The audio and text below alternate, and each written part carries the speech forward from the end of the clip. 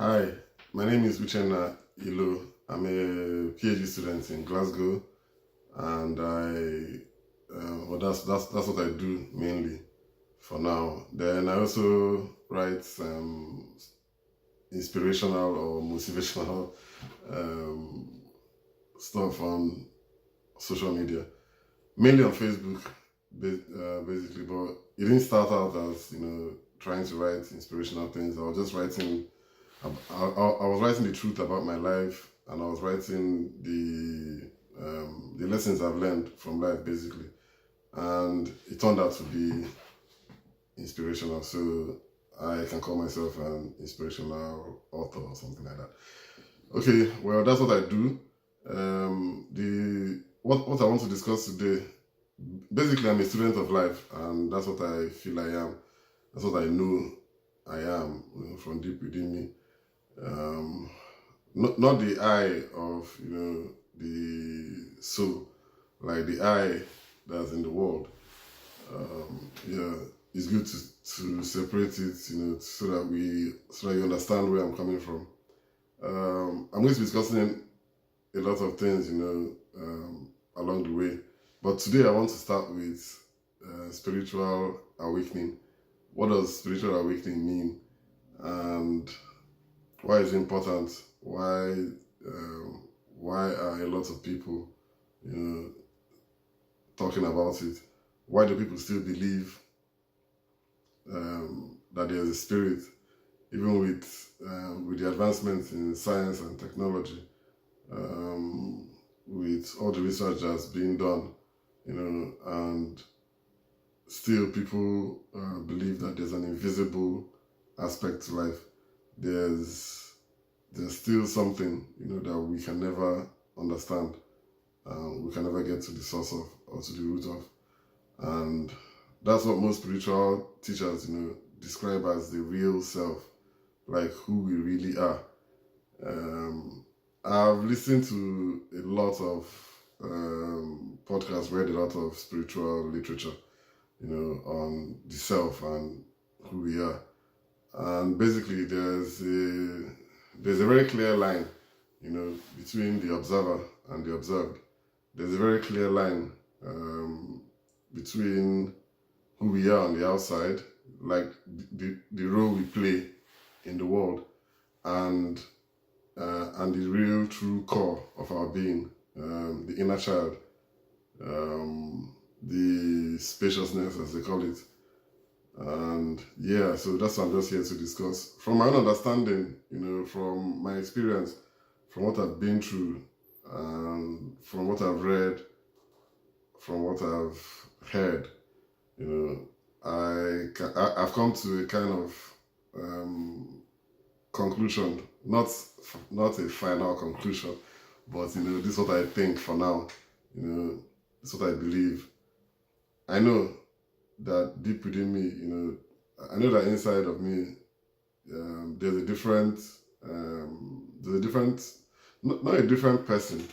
There's a, there's what I would call a powerful spirit, that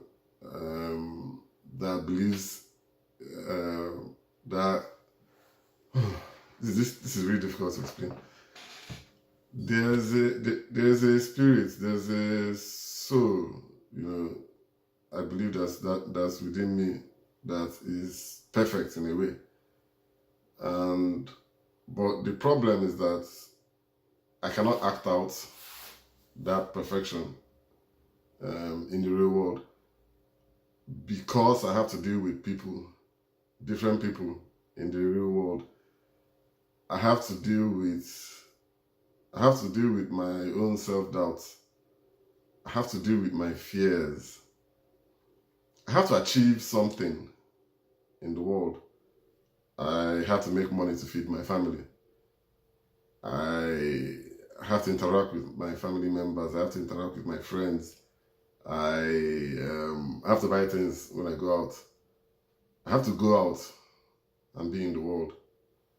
And when I'm in the world, I cannot be that silent observer in the world, because I have a role to play in the world. And there are two different eyes here. Okay, I'll give you an example. When I was growing up, when I was younger, much younger, I'm 42 now. So when I was much younger, I was always surprised, that different people saw me in different lights, through different lenses. Um, when I when I was in the university, some people, some bullies, will see you like people see you the way they want to see you. Nobody sees the real you.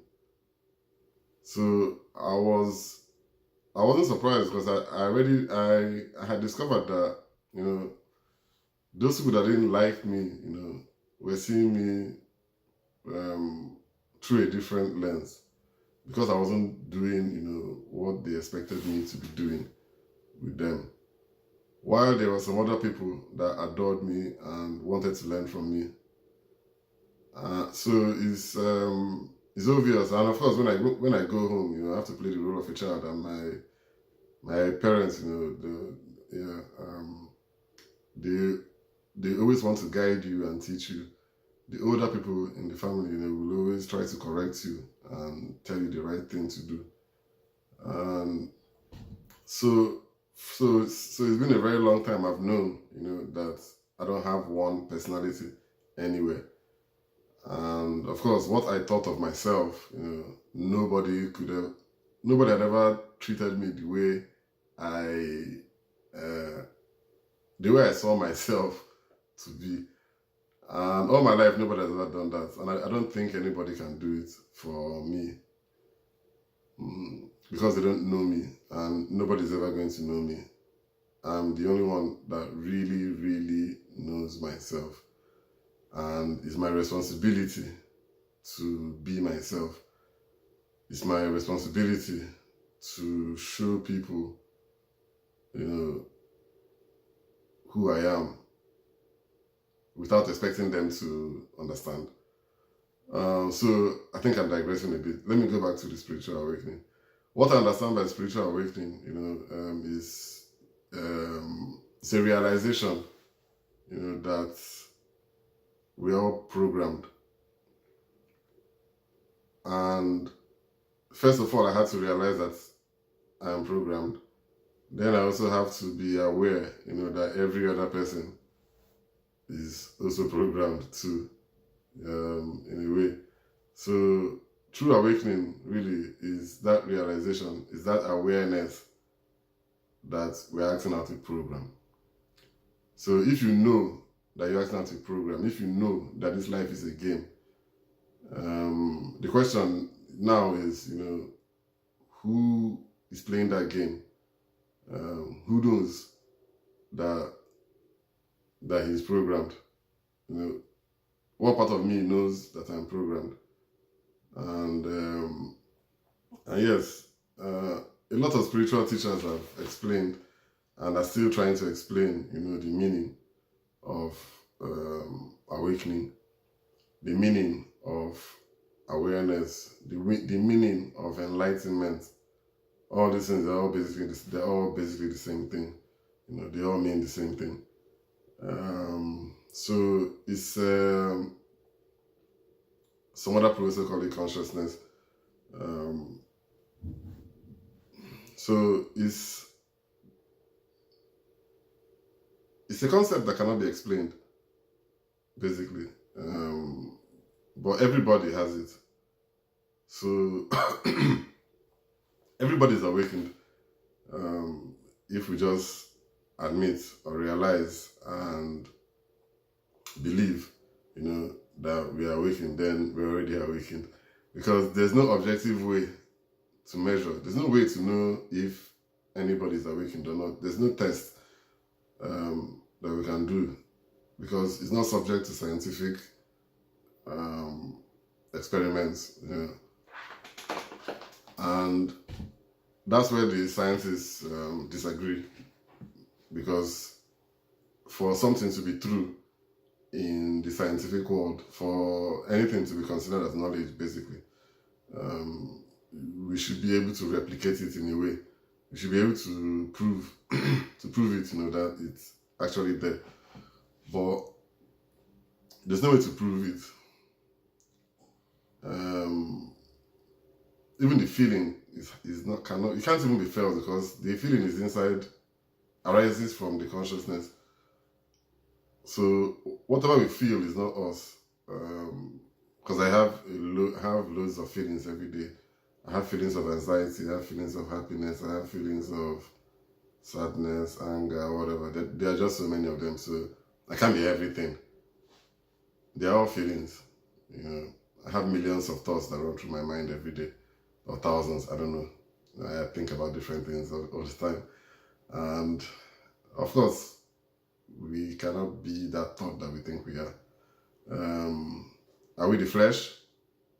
Are we this body that we have? Maybe. The body is changing all the time. I wasn't like this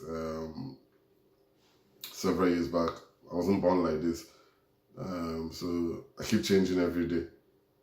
Are we changed? Like, is there any us? Like, do we really exist? I don't know. What I know, the questions I'm asking myself, is where do these thoughts even come from? Why am I interested in understanding the origins of life, basically? And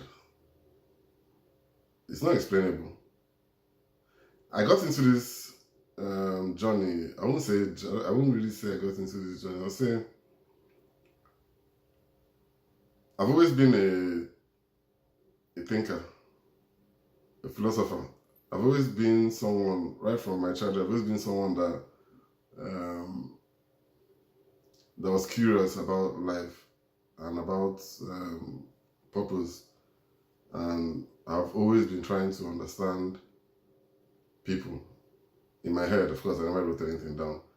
I've always been fascinated, by human behavior. I've always observed people closely, intimately, especially, of course, my parents and all the people I saw around me.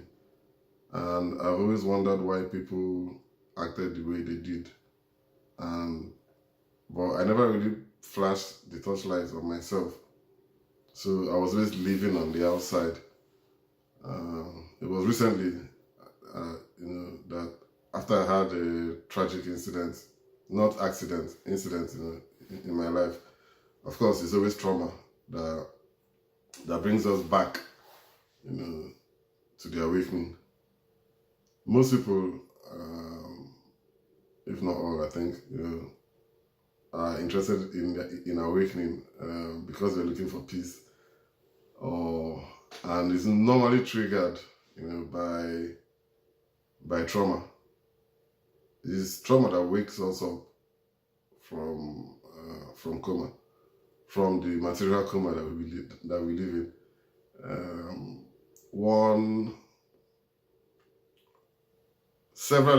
It could be several incidents. It could be, for me, it was a very long process because I refused to obey my calling, to be the philosopher that I am.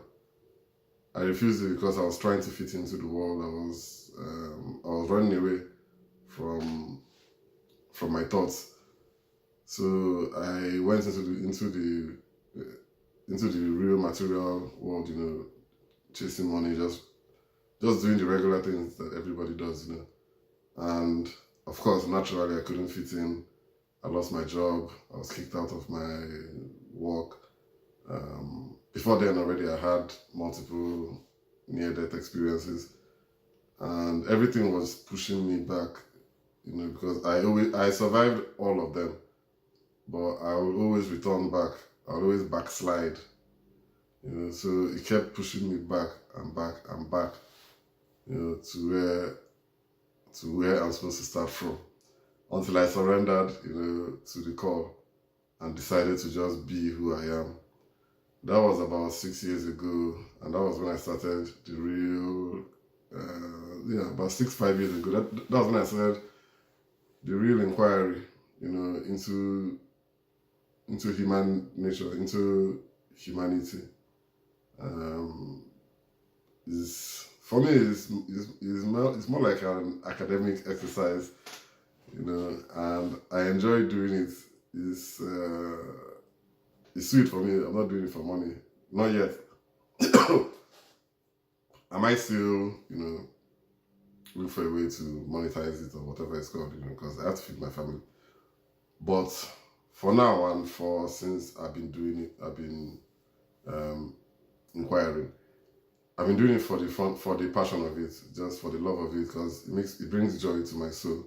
It makes me happy to do it, and it has culminated now in